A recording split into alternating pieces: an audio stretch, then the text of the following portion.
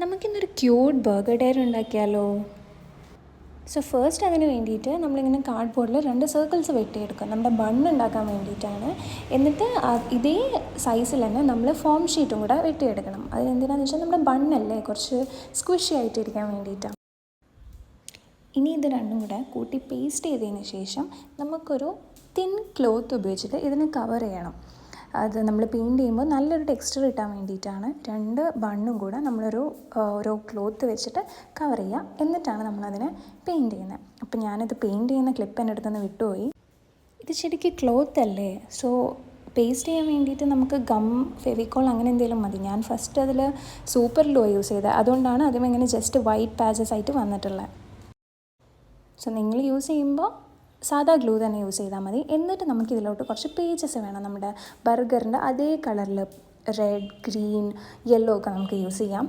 എന്നിട്ട് ഇതെല്ലാം കൂടെ നമുക്ക് ഒന്ന് ഒട്ടിച്ചെടുക്കണം. ഞാൻ ആദ്യം ഒരു സെലോ ടേപ്പ് വെച്ച് ഒട്ടിക്കുന്നതിന് മുന്നേ അതിന് സ്റ്റാപ്ലർ അടിച്ചായിരുന്നു. സ്റ്റാപ്ലർ അടിച്ചിട്ട് നമുക്ക് സെലോ ടേപ്പ് കൊണ്ട് ഒട്ടിക്കാം. സ്റ്റാപ്ലർ ആകുമ്പോൾ അത് ഒരുമിച്ച് നിന്നോളും. എന്നിട്ട് നമ്മൾ ഒരു എക്സ്ട്രാ സേഫ്റ്റിക്ക് വേണ്ടിയിട്ട് ഒന്നുകൂടെ ഒരു സെലോ ടേപ്പ് വെച്ച് കവർ ചെയ്യുക അതിൻ്റെ ആ ഒരു ഭാഗം. നമ്മൾ സാധാ നോട്ട്ബുക്സൊക്കെ ഉണ്ടാക്കില്ലേ, അതേപോലെ തന്നെ. എന്നിട്ട് നമ്മൾ അതിൻ്റെ എഡ്ജസൊക്കെ ഒന്ന് കട്ട് ചെയ്ത് കുറച്ച് നീറ്റാക്കുക. ഞാനിത് ഫസ്റ്റ് ടൈമാണ് ഒരു ക്രാഫ്റ്റ് ചാനലായിട്ട് തുടങ്ങുന്നത്, സോ അതിൻ്റേതായ തെറ്റുകളുണ്ടാവും. ഇനി എല്ലാം ശരിയാക്കുന്നതാണ്. എല്ലാവരും സബ്സ്ക്രൈബ് ചെയ്യണം. വെക്കേഷനല്ലേ, ഇനി ഇങ്ങനത്തെയൊക്കെ ഉണ്ടാക്കിയിട്ട് സ്കൂൾ തുറക്കുമ്പോൾ കൊണ്ടുപോകാമല്ലോ. അപ്പോൾ നമ്മളത് ജസ്റ്റ് ഒന്ന് കട്ട് ചെയ്തിട്ട് അതിൻ്റെ എല്ലാം ഒന്ന് നീറ്റാക്കി എടുക്കുക. ഇനി നമുക്ക് ആ ബണ്ണ് കൂട്ടി ഒട്ടിക്കണം. ബണ്ണ് കൂട്ടി ഒട്ടിച്ചിട്ടുള്ളതാണ് ഈ കാണുന്നത്.